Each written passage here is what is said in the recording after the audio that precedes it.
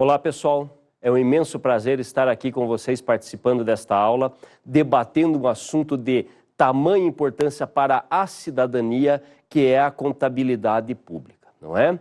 E é claro, por que eu digo para a cidadania? Porque você, enquanto aluno, é importante o conteúdo para a tua formação profissional. Agora, você, a pessoa natural, a pessoa física, o cidadão, o contribuinte, é importante você conhecer esses conteúdos para você saber melhor controlar o administrador público na aplicação do imposto que você, que eu, que nós pagamos, enfim, todos os meses aí o ano todo. Então eu convido vocês a participarem desta nossa aula, a prestarem atenção nesse nosso debate sobre contabilidade pública. E é claro, não poderíamos deixar de começar o nosso debate falando, evidenciando um pouquinho as noções da administração pública.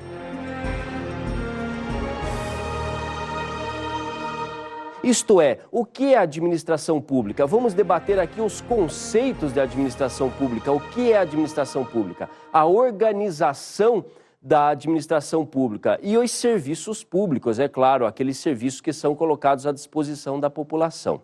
Vocês observem o que diz o Decreto-Lei 200/67. O poder executivo é exercido pelo presidente da República, auxiliado por quem? Pelos ministros de Estado. Você sabe, nós vemos todo dia na televisão, nós temos a oportunidade de ver nos jornais, nos jornais, nos telejornais, todos os dias os ministros, o presidente da República, passando para a população o que eles estão desenvolvendo a respeito da administração pública, o que eles estão fazendo para bem administrar o nosso dinheiro, não é?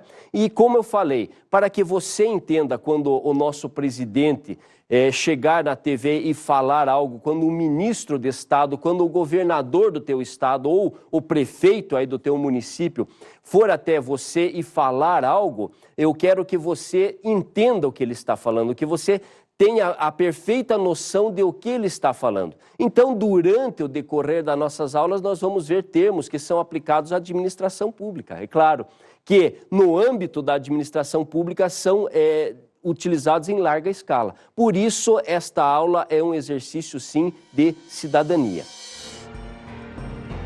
O presidente da República e os ministros de Estado exercem as atribuições de sua competência constitucional, aquelas competências que são dadas a eles pela Carta Maior, pela nossa Constituição, pela nossa lei maior, as suas competências legal, além da regulamentar com o auxílio dos órgãos que compõem a administração pública federal. Isto é, além do presidente da República, além dos ministros de Estado, nós temos toda uma estrutura, tanto no âmbito federal, no governo federal, não é, na República, como nos estados e como nos municípios, como aí no teu município. Nós temos toda uma estrutura que dá apoio a esse desenvolvimento das atividades exercidas pelo Estado. Vocês observem o que diz o Decreto-Lei 200/67.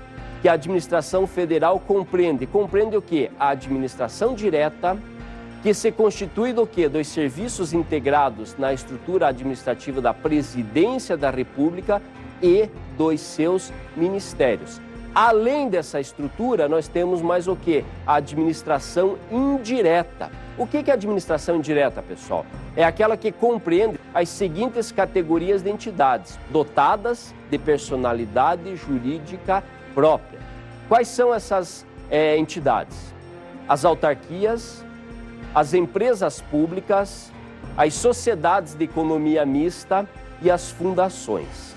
Bem, o que são autarquias? Autarquias são entes criados para a descentralização dos serviços públicos, isto é, o governo precisa descentralizar, tirar, por exemplo, da capital federal Brasília alguns serviços e levar até os estados, levar até o teu município, não é? Então, o que ele faz? Ele cria autarquias para isso, né? Ele acaba descentralizando o exercício do poder público, né, através dessas autarquias. Ainda temos as empresas públicas. O que são as empresas públicas? São aquelas entidades, aquelas empresas que pertencem 100% do seu capital, pertencem ao governo, né, ao governo estadual, federal ou municipal, e essas empresas prestam serviços públicos, serviços que são colocados à disposição da população. Temos ainda as sociedades de economia mista. O que são as sociedades de economia mista? São aquelas empresas que, apesar de terem a participação de terceiros, isto é, de você comprando ações, por exemplo, da Petrobras, do Banco do Brasil, elas mesmo assim ainda pertencem à maioria do seu capital votante, né, o capital com direito a voto, está na mão, pertence ao governo. Então, são empresas públicas, aí, sociedades de economia mista, né? As sociedades de economia mista, as empresas públicas nós comentamos anteriormente. As sociedades de economia mista são aquelas entidades que têm o seu capital dividido em ações, e essas ações estão ora na mão de particular e uma parte na mão do governo, sendo a maior parte, né? A maioria das ações com direito a voto. E, por fim, nós temos aí as fundações públicas. O que são as fundações públicas? São entidades criadas para prestar serviços também à população, né? Que tem as suas características, tem personalidade jurídica própria, orçamento próprio, né?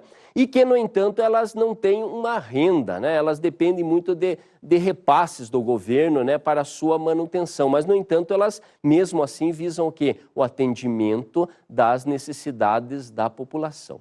Muito bem, por que nós temos que entender essa organização da administração pública, não é? Por que nós temos que entender? Porque nós estamos aqui falando de contabilidade. Contabilidade aplicada a quem? À administração pública, não é? Então nós temos que saber quais são os órgãos que vão estar utilizando